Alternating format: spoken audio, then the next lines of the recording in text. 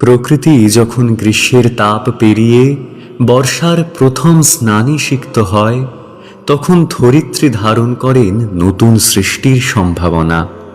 এই মহাজাগতিক মুহূর্তের নাম অম্বুবাচী। সংস্কৃত অম্বু অর্থ জল, আর বাচী অর্থ বৃদ্ধি বা প্রবাহ, অর্থাৎ জলধারায় সঞ্জীবিত হয়ে পৃথিবীর নতুন প্রাণ ধারণের সময়ই অম্বুবাচীর সূচনা। শাক্ততত্ত্বে বিশ্বাস করা হয়, আষাঢ় মাসে সূর্যের মিথুন রাশিতে প্রবেশের সময় আদ্যাশক্তি মহামায়া ও মাতৃরূপা পৃথিবী ঋতুমতী হন।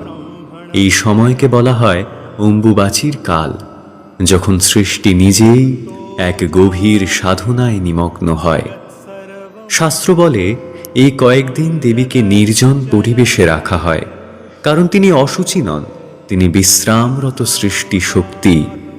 অম্বুবাচীর মহালগ্নে দেবীর বিশেষ আরাধনা, জপ, পুনশ্চরণ, হোম ও অন্যান্য সাধনা সম্পন্ন হয়। লোকজ সমাজেও এই সময়ের গভীর অর্থ আছে।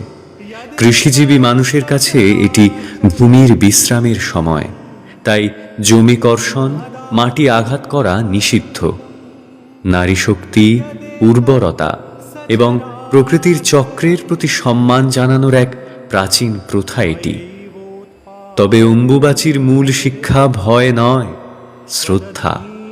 দৈবকে দূরে সরিয়ে দেওয়া নয়, বরং আরও যত্ন, সংযম ও অন্তর্মুখী সাধনার মাধ্যমে মহাশক্তিকে উপলব্ধি করা। অম্বুবাচী তাই শুধু একটি আচার নয়, এটি প্রকৃতি, নারী শক্তি এবং সৃষ্টির চিরন্তন রহস্যের এক মহাস্মরণ। सर्वविद्यानाम् अस्माकमपि जन्मभूः।